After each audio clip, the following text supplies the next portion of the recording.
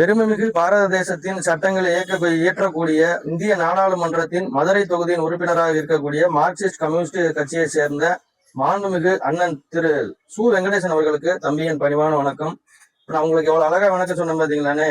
இந்திய பேரரசிற்கு ஒரு மரியாதை கொடுத்து, நீங்க உறுப்பினராக இருக்கக்கூடிய அந்த பாராளுமன்றத்துக்கு எவ்வளவு மரியாதை கொடுத்து, உங்களுக்கு ஓட்டு போட்ட மக்களுக்கு மாண்புமிகு அந்த மாண்புக்கு மரியாதை கொடுத்து எவ்வளவு அழகா வணக்கம் சொன்னேன். ஆனா நீங்க மணிக்கு ஒரு முறை ஒன்றியம்னு பாஜகவையும் மோடி அரசாங்கத்தையும் சிறுமைப்படுத்துவதை நினைத்து கொண்டு நீங்க ஒன்றியம்னு சொல்லுவீங்க.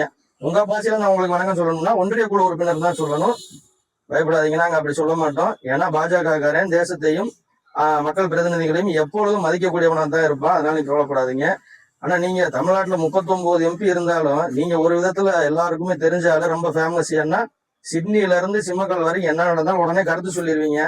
அது ஒரு சில கருத்துக்கள் ரசிக்கும்படியாகவும் இருக்கும். அதே மாதிரி ஒரு 2 நாளைக்கு முன்னாடி எக்ஸ் தளத்துல பார்த்தேன், நீங்க போட்டிருக்க கருத்து, கவர்னர் மதுரைக்கு வந்திருக்காரு, வைகை ஆற்றை சுத்தப்படுத்த வேண்டும், அதுக்கு இளைஞர்கள் முன்வர வேண்டும், அதனுடைய முன்னெடுப்பை ராஜ்பவனே செய்யும் சொல்லியிருக்காரு.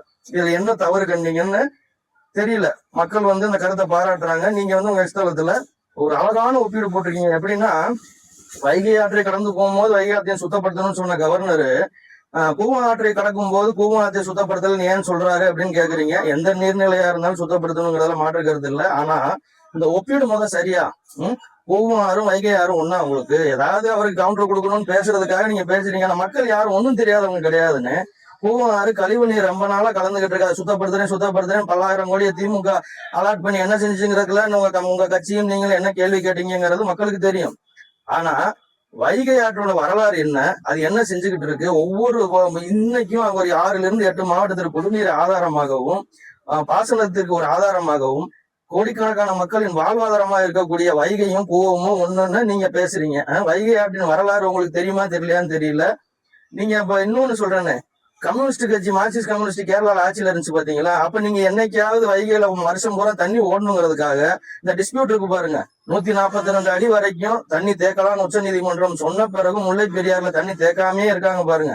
அதெல்லாம் பேசி நீங்க சரி பண்ணிருந்தீங்கன்னா வருஷம் பூரா வைகை ஆத்துல தண்ணி போயிருக்கும்னே. மக்கள் என்னமே எதுவுமே தெரியாதவங்க நினைச்சு நீங்க ஏதாவது கவுண்டர் கொடுக்கணும், விளம்பரத்துக்கு பேசணும்னு பேசிட்டே இருந்தா ரசிக்க மாட்டாங்கன்னே. இப்படியே பேசிதான் 2004 மன்மோகன் சிங் அரசாங்கத்திற்கு ஒரு எப்படி முதுகெலும்பாக இருந்த கம்யூனிஸ்ட் கட்சிகள் இன்றைய உங்க நிலைமை என்ன?